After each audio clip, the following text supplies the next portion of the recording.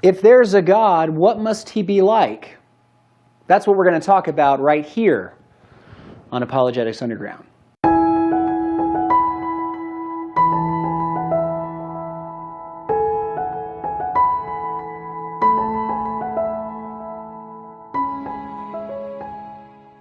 Hey everybody, welcome back to our Christianity 101 series. Now this is the third video in that series, but I want to talk to you a minute about our first video in that series. You see, in that video we talked about how there must be a God. But think for a minute about how I said that. I know we brought this up before, but I want to make sure the point is driven home. There must be a God. We didn't really talk about which God, because there are plenty of beings that claim to be God, right? I mean, you're familiar with more than a few of them, aren't you? You've got the Greek gods. You've got the Norse gods. You've got the gods of Hinduism. You've got fictional gods like Cthulhu. I know, another Cthulhu joke. But think about it. All these beings and the people that supposedly either believe in them or used to believe in them claim that they are God. Guys like Zeus. Zeus doesn't show up and say, "Don't worship me, I'm not a god." No, in the narrative, Zeus knows he's a god. And he's very quick to tell you about how he's a god, right? But here's the thing. Is just saying you're a god enough? Should we just take Zeus for his words? Or is there a little bit more to it than that? You see, we as Christians believe in two sources when it comes to knowing who God is, what his will is, and what his attributes are. We believe in two of them. Scripture, primarily, and one other. You see, Scripture is the most important. It's not equal to the other one. It is the primary source for knowledge about God. And that makes sense, doesn't it? Because we as Christians believe that the Bible, this thing, is by God, from God. That it comes from a divine source. That it is God-breathed, theopneustos in Greek. Now, as such, it makes sense that you would go to this to know about the guy that it's from. Think about it. If you want to know more about Winston Churchill, what would you rather read? A biography written by a guy who lived decades after Churchill died, or an autobiography by Churchill himself? I'm not saying that that biography has no value, but wouldn't you rather hear about the person from that person? That's why we hold the Bible on such a high pedestal, because it comes autobiographically through the gift of inspiration on the authors of the New Testament from God himself. If you want to know what God likes and what he dislikes, ask him and he'll tell you. But as we said, that's not the only source. Remember that analogy about Churchill?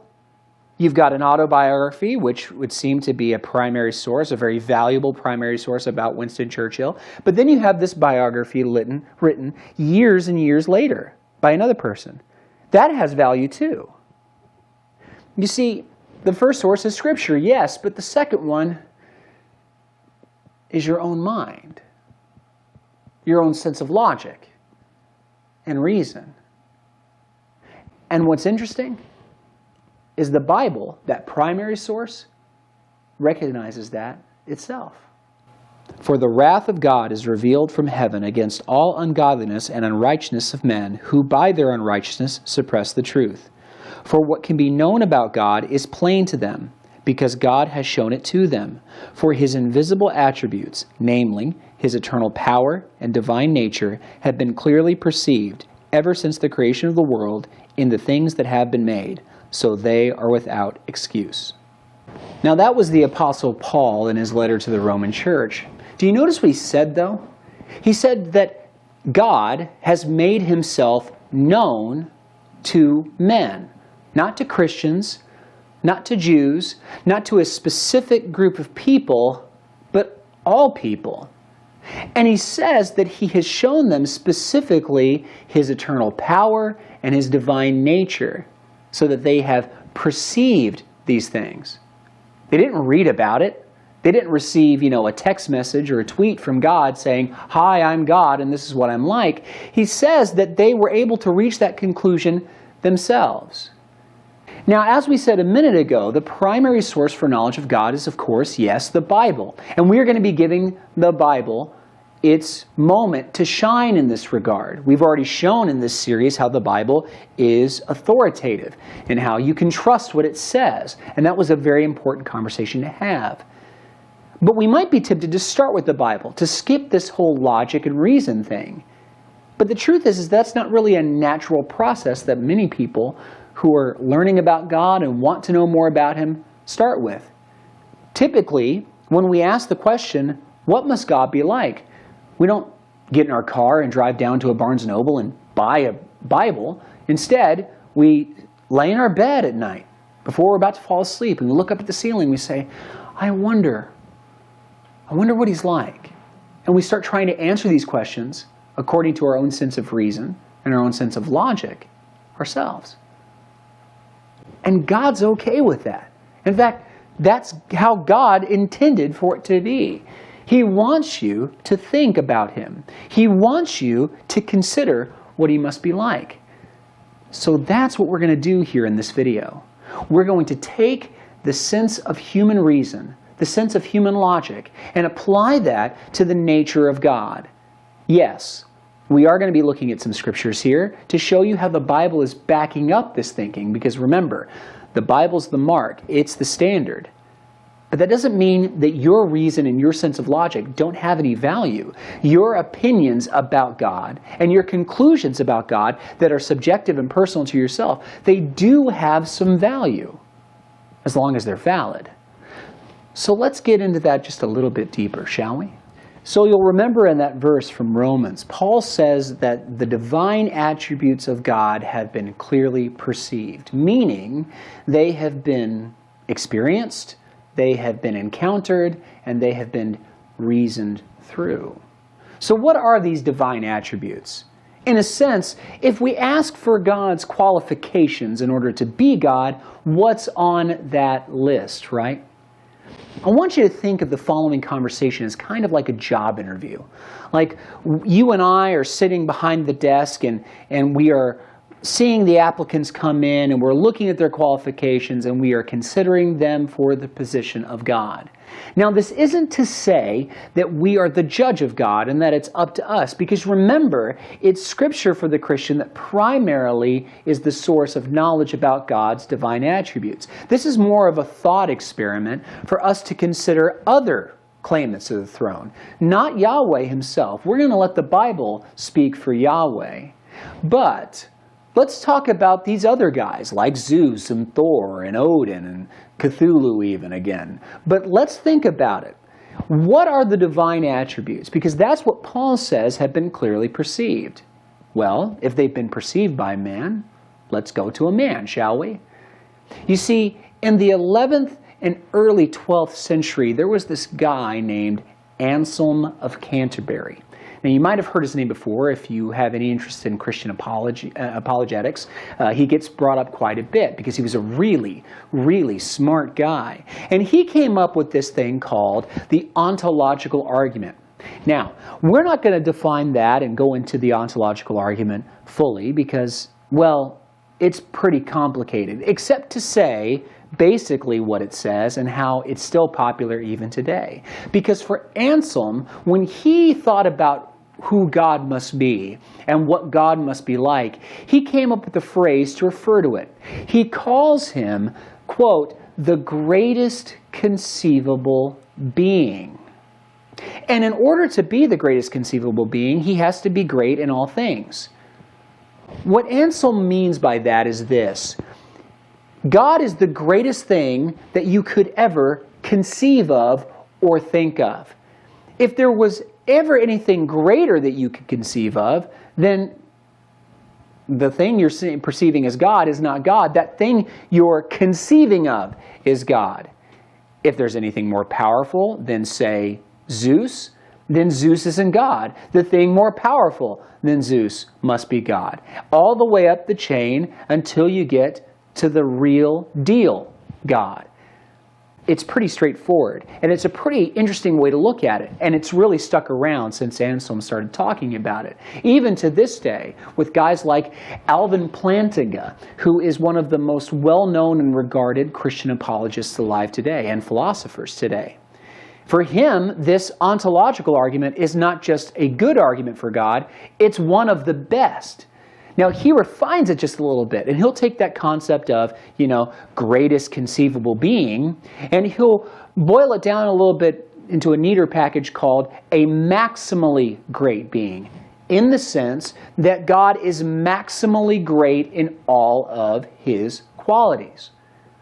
Now, we could spend a lot of time thinking about all the different attributes of this maximally great being, this greatest conceivable being. But for the sake of time and brevity and, my ability to sit here and talk, we're going to instead boil them down to what I see as the 6 primary attributes of God. Now, again, a quick disclaimer. These are not the only attributes of a divine person. These are not the only attributes of this, quote, greatest conceivable being or maximally great being. These are just the ones that I want to focus on for the sake of this video. Now, you have to remember, these videos aren't so much conversations. They're conversation starters. So if this conversation piques your interest about this topic, and you want to know more about guys like Anselm or Alvin Plantinga, or if you ask yourself the question, if these are 6 divine attributes that God must hold, what are some others? We invite you to ask some questions. Go find out for yourself. Contact us here at Apologetics Underground even if you'd like to. We'd love to talk to you more about those. But for the sake of this video, let's focus on these 6, shall we? And they are this. In order to be God, the applicant, remember that job interview scenario, the applicant must be the following 6 things. Not one of them, all of them. He must be eternal. He must be singular. He must be all-powerful. He must be all-knowing, he must be all-present, and finally, he must be all-loving. Now again, that's not the end of the list, but for me, those are certainly the ones at the top. So let's take a moment and talk about these qualifications, these 6 characteristics, define them a little bit, and then we can start asking, does anyone meet this standard? That I'm going to read, the excerpt is on page 109. And what you wrote is this. The whole argument turns on the familiar question, who made God? Which most thinking people discover for themselves. A designer God cannot be used to explain organized complexity, because any God capable of designing anything would have to be complex enough to demand the same kind of explanation in his own right. God presents an infinite regress from which he cannot help us to escape. This argument, as I shall show in the next chapter, demonstrates that God, though not technically disprovable, is very, very improbable indeed. Right. Design is dead, otherwise one must explain who designed the designer. Well, we skate over a lot when we say design is dead. I think probably John and I would agree that life is explained.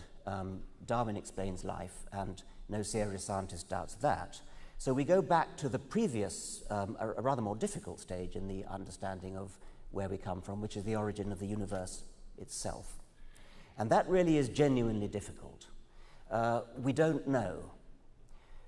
We understand essentially biology, we don't understand cosmology. In a sense, we could say cosmology is waiting for its Darwin. John mentioned in the answer to the previous question the idea of the physical constants being finely tuned. And it's quite true that many scientists, many physicists maintain that the physical constants, the half dozen or so numbers that physicists have to simply assume in order to derive the rest of their understanding, just have to be assumed. You can't provide a rationale for why those numbers are there. And physicists have calculated that if any of these numbers was a little bit different, the universe as we know it wouldn't exist. We wouldn't be here. The universe would perhaps have fizzled out in the first yoctosecond, and so we wouldn't be here, or other things would have gone wrong. It's tempting, once again, to import the easy, facile idea of a designer and to say that the designer twiddled the knobs of the universe at the Big Bang and got them exactly right, got the gravitational constant right, got the strong force right, the weak force right, and so on. But it seems to me to be manifestly obvious that that is a futile kind of explanation because, as the quotation says, who designed the designer? You have explained precisely nothing, because instead of just saying, oh, well, the knobs were tuned to the right values anyway, you say, oh, there was a God who knew how to tune the knobs to the right values. And if you're going to postulate that, then you've, in a sense... Okay, so makes sense, right? The idea that if God created everything, you have to ask, well, who put God there? And then if something put God there, then you have to ask, well, who put that there, and so on and so forth. You heard the argument. Let's give credit where credit is due. He's right. If you find yourself in an infinitely regressive loop, I think you can really start to understand that your position or your belief is a little incoherent, and maybe you should rethink it, or at the most, even abandon it. But what's interesting about that is not only the argument and its validity, it's the response to it. You see, no one believes in created gods. Not really, because at the end of the day, created gods are, well, they're kind of dumb. Think about it. You've heard of the goddess Aphrodite, right? Or Venus, if you're coming from a little bit more of a Roman background. Have you ever read the story of how Venus shows up, how Aphrodite becomes Aphrodite? You've probably seen the picture. You know, it's a pretty famous picture. Her there and the oyster and she's coming out. According to Greek myth, Aphrodite was formed from sea foam. That's right, sea foam. She came out of that stuff that you don't like to put your feet in when you go to the beach. That's the source of a goddess? Come on. We know better than that.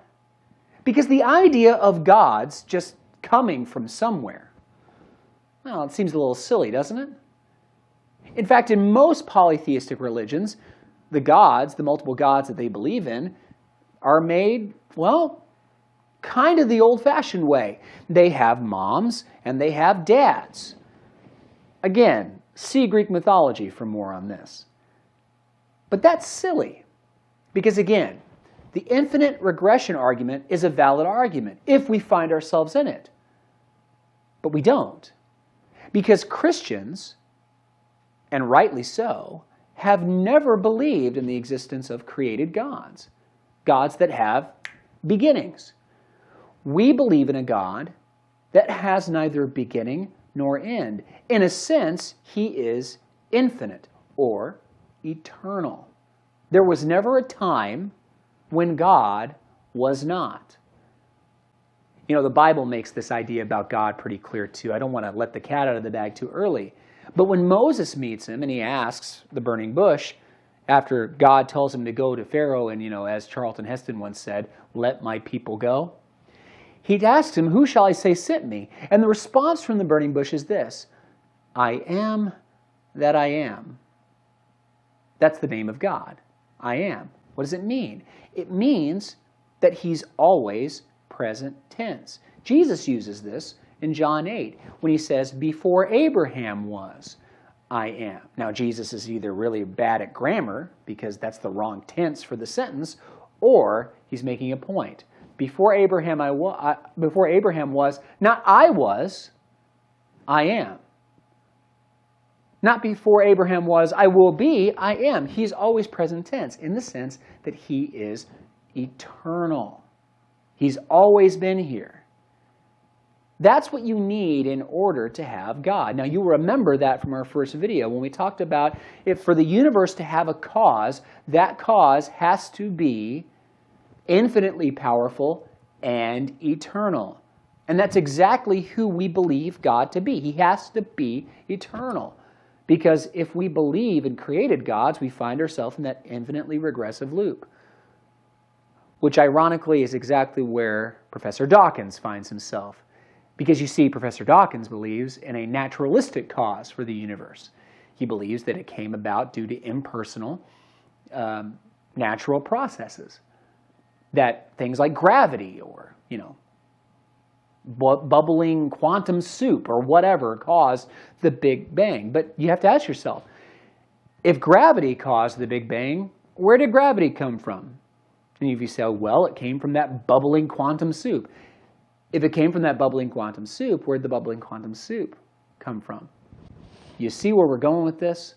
You have to going back to something else. Infinitely. Finding yourself in that same loop that proves your position is incoherent that Professor Dawkins accuses Christians and theists of being in. But we're not. There's no loop. There's no infinite regression. We don't believe in created gods. That's silly. We believe in an eternal God. So, that's the first one. In order for God to be God, he has to be, number one, eternal. What's interesting about good video games lately is that they typically have gods fighting other gods in them, right? I mean, we've got video games right now that are huge monumental sellers that are built upon that premise. And it kind of raises a question for me. In polytheistic systems, how come gods never get along?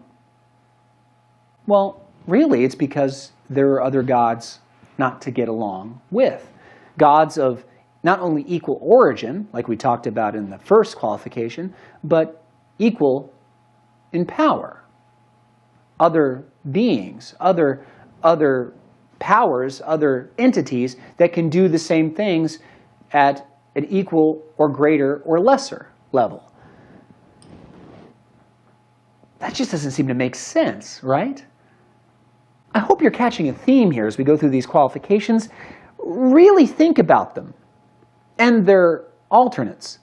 A singular God versus multiple gods. Which one makes more sense? You've got all these different gods running around vying for control or territory or power? No, that doesn't seem to really make much sense, right? How do we have such a well-ordered universe if there are multiple gods? You see, imagine for a second that there's not one God, but there's two. Let's not go crazy and say there's a million. Let's say there's two. And that God is also of relatively equal power and ability. And the God we worship, the God of the Bible, creates the universe, right?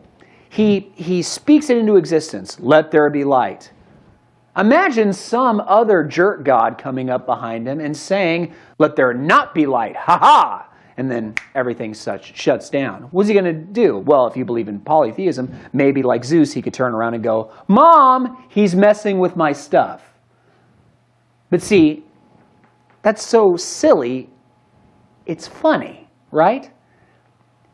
In order for God to be God, there can't be multiple gods. He has to be singular, not only in origin, but in power and in existence. Otherwise, his work never stays ordered.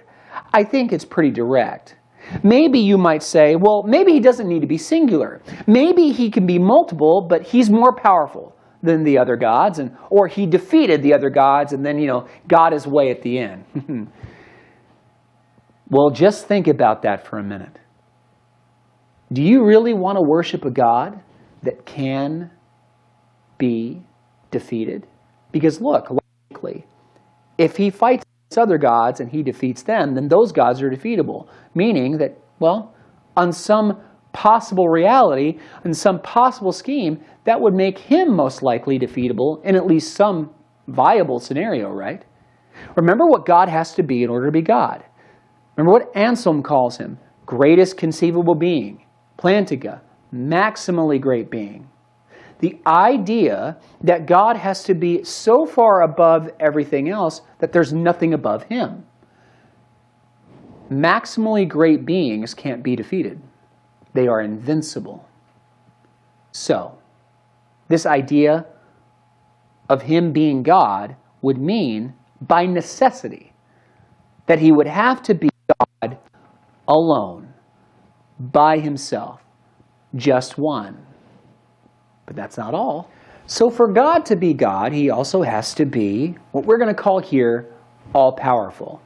You might also call this omnipotent, which means the same thing, just in a little bit of a fancier, smarter way. All-powerful. Now, why would God have to be all-powerful? Well, because look at what God would have to be capable of accomplishing. You see, when we're looking for God, what we're looking for is the source of all things. That's why people go looking for him, because they're asking themselves very particular questions. They're asking themselves things like, what's the meaning of life? Why am I here? What's my purpose? Where did all of this come from? What was the beginning like? And where did the beginning come from? God stands in as the answer to those questions. But in order to stand as the answer for those questions, he has to be capable of answering those questions. Look, as we said in our first video, if the universe has a beginning, it has a cause, because all beginnings have cause. And in order to have a cause, you have to have a causal agent. And for that causal agent to have created the universe in all of its scope, in all of its glory, in all of its grandeur, think of how powerful that being would have to be. So powerful that he would have to be able to create it. But let's compare that to what we're talking about now, the idea of that being maximally great. If he is powerful, in order to be God, he would have to be all-powerful, more powerful than anything else. If you can think of something more powerful, then he's not God, that thing is. Let's just go ahead and call it all-powerful. Now, Christians talk about God being all-powerful all the time. In fact, if you have gone to a vacation Bible school or maybe a Sunday school in your life, maybe once you sang this song. I know I've certainly heard Christian kids sing it.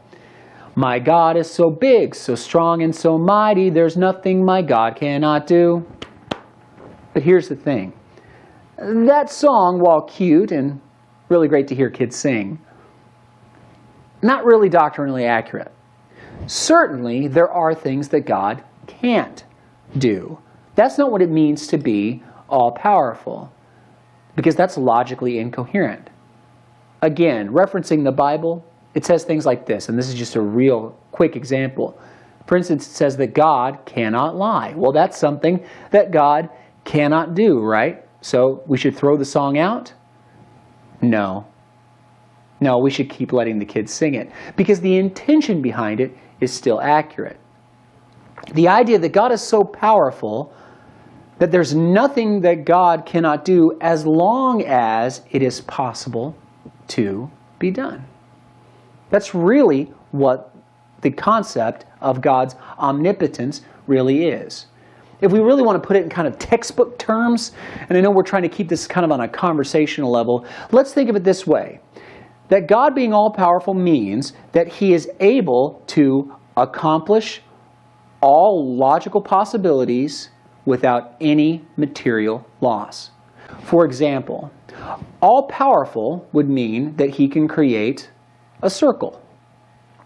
But it would not mean that he can create a square circle, because squares are not circle, and circles are not square. See the point? God can't create such a thing as a married bachelor, because that concept contradicts itself. But he can create a married guy, or he can create a bachelor, because it's possible for those things to exist.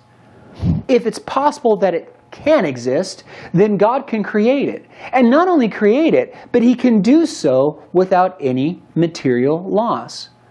I don't know if you've ever heard an atheist say the following. I think we referenced this in an earlier video, but again, I want to bring it up. The idea, well, if there's a God, well, then where did all this extra space come from? Space is so big, and it seems to be relatively empty, so why did he waste so much space? that's starting on the wrong foot. Because you see, if he's God, and he's the greatest conceivable being, he can't waste space. Because wasting space assumes that there's only a limited number of spaces available. God doesn't have limited anything. He has an unlimited amount of space, an unlimited amount of power, an unlimited amount of potential and capability. God can't waste time, space, or energy. He's got all of it available to him. That's the idea of God being all-powerful. So, if he's not all-powerful, he's not God. But what about what God knows? I mean, what would he have to know in order to be God? Well, again, maximally great, right? He'd have to know all things. That is, all true things. Is there any bit of information that is factual that God does not know? No. Because if you know things, and you can conceive of someone who might know more than you, and believe me, I can do that all the time, the idea is that if somebody can know something know more things than you, then God must be able to know all things. That's what makes him God. Now, that's pretty crazy, right? Because it has a lot of deep-reaching consequences. If God knows what I'm going to do before I do it, then am I really the one making the choice? Look, that's really a question for another video, but let me just stop for a moment and say this. What if God knows so much that he not only knows what you're going to do, he also knows everything you could do? Not only what you have done, but what you could have done. Notice how that makes God's mind and his concept even bigger. He doesn't know just what I'm going to choose to do. He knows everything I could choose to do. He knows what kind of day I'm going to have based upon the cereal I chose to eat this morning, Lucky Charms. But he also knows what kind of day I would have had if I had eaten Fruit Loops instead. This idea of God's mind has to be big, right? Because again, he has to be maximally great. If you know things, and you know that someone can know more than you do, then God must know all things in order to be God. Otherwise, he's just not. For this next one, let's use a little bit of a nerdier example, shall we? Specifically from comic books. I don't know if you've ever read X-Men or not, but there's a character in the X-Men universe called Multiple Man. Sometimes he's a good guy, sometimes he's a bad guy. I think he was even in one of the movies. And Multiple Man's mutant ability is to make copies of himself. Hence the name, right? So think of it this way. This character can fill a room, maybe even a stadium, with himself. That's what it means to be all-present, right? Not right. Because you see, even in the case of Multiple Man, who can make all these different copies and be seemingly in more than one place at once, those individuals still have beginnings and ends. It's still conceivable that even as many copies of himself as he makes, there's still a place where he could not be. And I think we've all been there. We understand that that's what it means to be human. Maybe you've had that day at work where you're real frustrated and you feel like all these different sources are pulling at you from all these different directions and you just can't take it anymore. So you look at all those people, all your coworkers, and say, look, I'm a human being. I can't be in more than one place at once. You can't do 2 separate jobs in 2 separate locations at the same time. And we're all limited by this. If you want something, you have to go there. If you want to go to the movies, you have to get up and leave and go to the movies. If you want to go to Taco Bell, you have to get up and go to Taco Bell to get that burrito. But what about God? Again, maximally great, right? Greatest conceivable. If you can imagine a better way to be in more than one place at once, if you can conceive of that, then God must have that ability in order to be God. You know what sentence God never has to say? Hey, let's go to Taco Bell. Because God is already at the Taco Bell. There's no place where God is not. His being fills everywhere in its entirety, without beginning or end.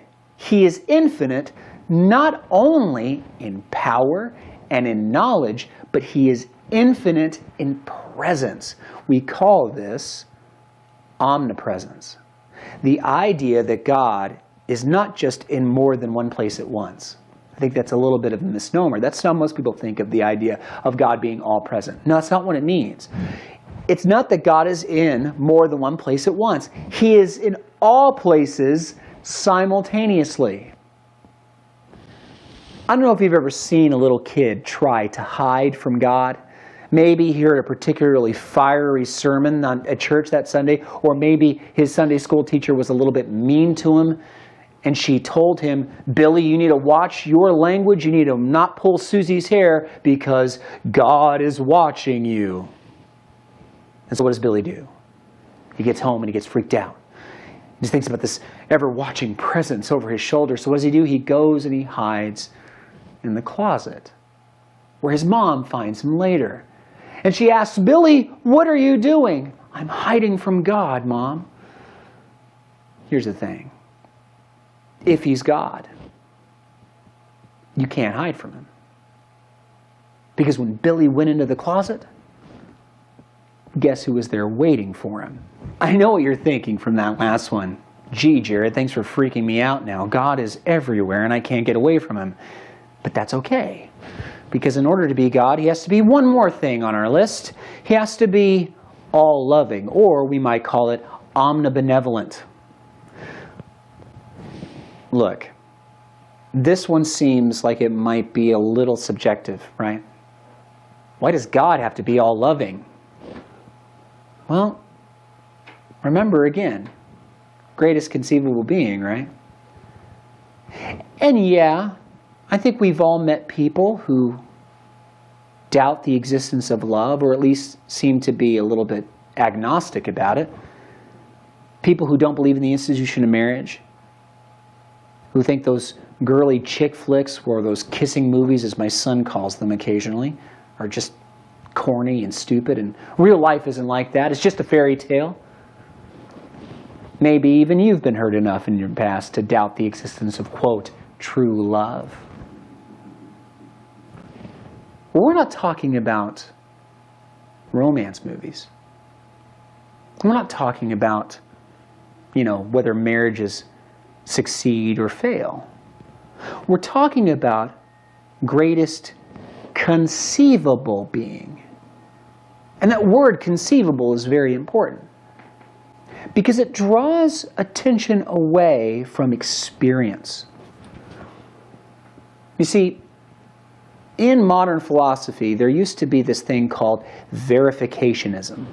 The idea that maybe you shouldn't believe something to be true unless you can experience it with your five senses. Maybe you've heard it put like this: I don't believe anything unless I can see it, smell it, taste it, hear it, or touch it. But that's ridiculous. There are plenty of things that exist that you can't experience with your senses. I mean, you believe the black holes exist, right? Ever seen, smelled, tasted, heard, or touched one recently? I don't think so. No one has. But we believe in them. Why? Because the math says they're there. We know better than this. I don't want you to use this list of divine attributes as kind of a verificationism, a subjective-only sense of knowledge. No, it's not that at all. You see, we're not talking about greatest experiential being. We're talking about greatest conceivable being. And I think it's pretty well decided upon in our society and by all the humans that have ever lived. Look at our history of literature and art and just our plain history.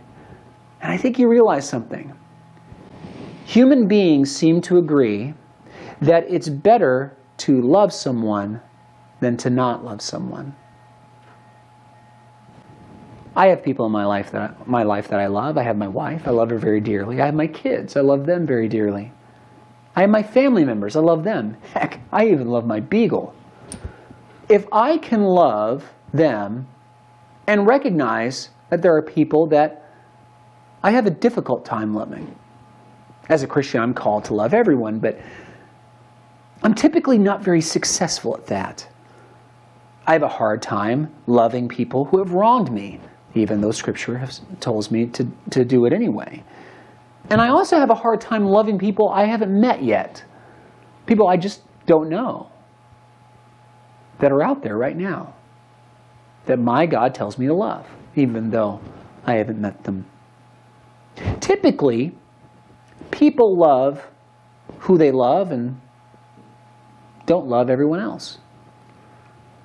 As a joke once, I mentioned my beagle, as a joke once, my wife, because I have a tendency to be this way, was going to buy me for a birthday present a t-shirt that says, I love my beagle and like 4 other people. I'm kind of that way sometimes because I'm a human being and I'm flawed. Look, we've never met probably. The Bible calls me to love you, but that's hard for me because we don't even know each other. So if I can realize that there's a gap in my ability to love, there's a flaw there, where my ability to love only goes so far, but I could imagine it going farther and recognize that that would be better. Well, what must that say about God? That God would have to be all loving. That God loves everyone. Now, that's a really great one. Because remember Billy hiding in the closet? God's watching me, Mom. I'm so scared. And now you just told me that I can't hide from him. I can't escape him. I can't get away from him. What's a mom to say in a situation like that? Simple. You're right, Billy. God is watching you. And you're also right, Billy. You can't outrun God or hide from him because he's everywhere. But that's okay. Because God loves you, Billy. Because if God doesn't love you, Billy, you have nothing to worry about. Because he's not God. So we have this list of these 6 divine attributes. Big deal, right? Actually, yeah. Really big deal. Because now we have a standard, at least 6 of them, to hold these other applicants against to see who makes the cut and who doesn't. Job interview, right? And you know what's really great? That idea couldn't be more biblical. Listen to how Isaiah describes false gods in his book. Set forth your case, says the Lord. Bring your proofs, says the King of Jacob. Let them bring them, and tell us what is to happen. Tell us the former things, what they are, that we may consider them, that we may know their outcome, or declare to us the things to come. Tell us what is to come hereafter, and we may know that you are gods. Do good, or do harm, that we may be dismayed and terrified. Behold, you are nothing, and your work is less than nothing. An abomination is he who chooses you. You heard it right, folks. That is the Bible encouraging you to test the claims of other gods. And again, it makes sense, right? To hold them to the standard that they are claiming to possess. Because you can't just say you're God. You have to back it up. John will say it this way.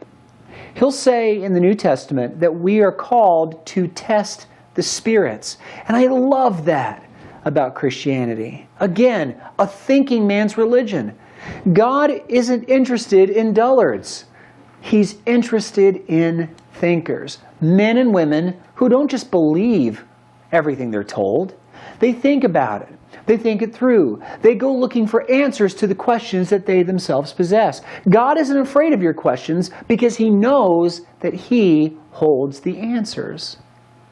So let's do that now, shall we?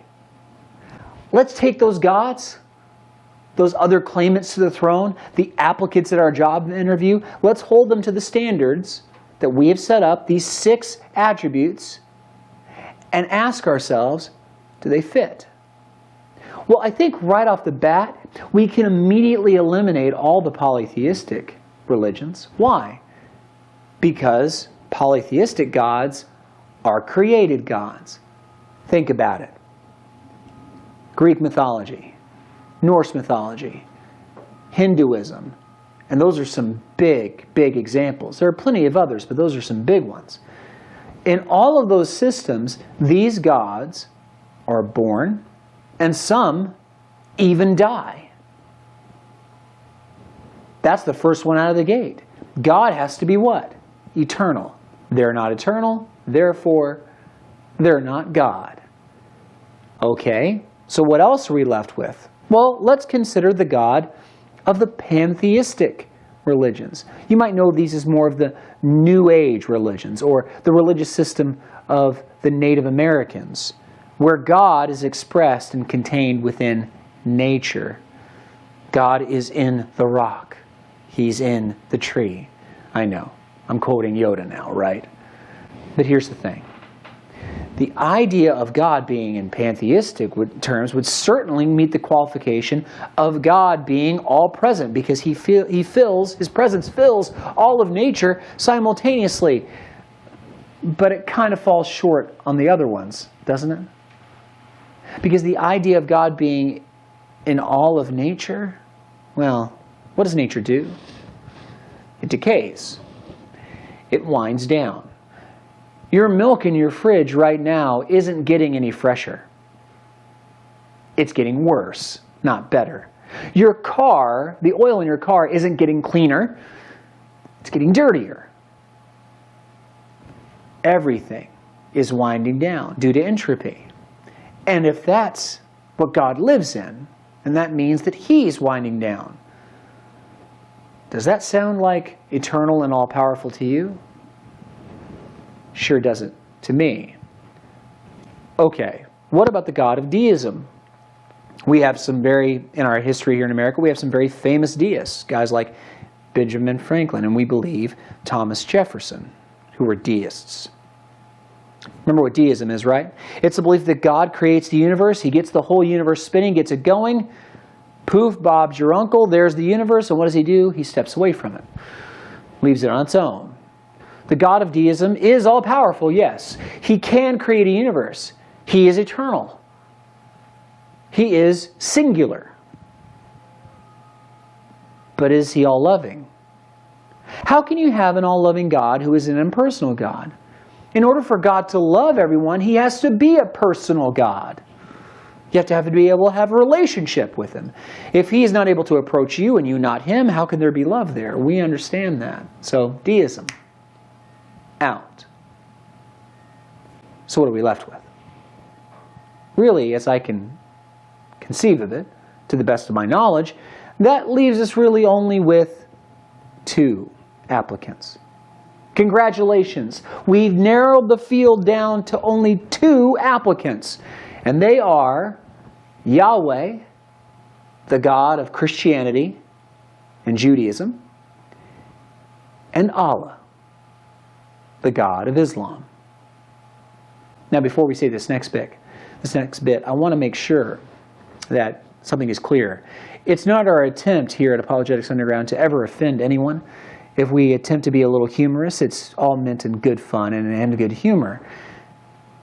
But it's not really something we have to worry about when we're talking about how Zeus doesn't exist. Because, I mean, who believes in Zeus? When was the last time you saw a church of Zeus on your street corner? Not too often, right? He only really exists on, bad late-night cable stations. But there are plenty of people who believe in Allah. In fact, depending on when you're watching this video, it could very well be the fastest growing religion in the world. And if you're a Muslim watching this, we don't want to offend you. We just want to do what we always do around here. Ask questions. So, let's go down the list for Allah, shall we? Let's consider Him. Give Him His day in court. Is He eternal? Completely. Is He singular? Completely. Is He all-powerful? Certainly. Is He all-knowing? Yes. Is he all-present? So it would seem. But there's a sixth one. Is he all-loving? And suddenly, at that last qualification, everything seems to fall apart. You see, I think if you read the Quran, which I encourage you to do, you will discover that Allah does love, but not everybody. In fact, he even seems to hate those who do not love him. So, for the Muslim, Allah only loves those who love him first. If there is a requirement to the love of God, to the love of your God, then with all due respect, and in Christian love, your God can't be God. Because in order for him to be God, he has to be what? All-loving. And all-loving means there are no requirements to receiving that love. Now, what if I told you I do know a guy, though, that is all of those things simultaneously and unequivocally? Because remember, we have one applicant left. And in our next video, just like we did with the others, we're going to give him his turn in court. I almost hate to end this video here because there's so much left to talk about. But I don't want to put too much on you too fast. Take a moment, a little bit of a break. Think about what we've talked about today. Really start to ask questions about who must God be. Think through the examples we've given. But there's another video coming, because like we said, we've got one more left, and we need to know, is he eternal? Is he singular? Is he all-powerful? Is he all-knowing? Is he all-present? Is he all-loving? I think you'll be pleasantly surprised by the answer. But until then, we thank you for joining us here for this conversation on Apologetics Underground. See you next time. God bless.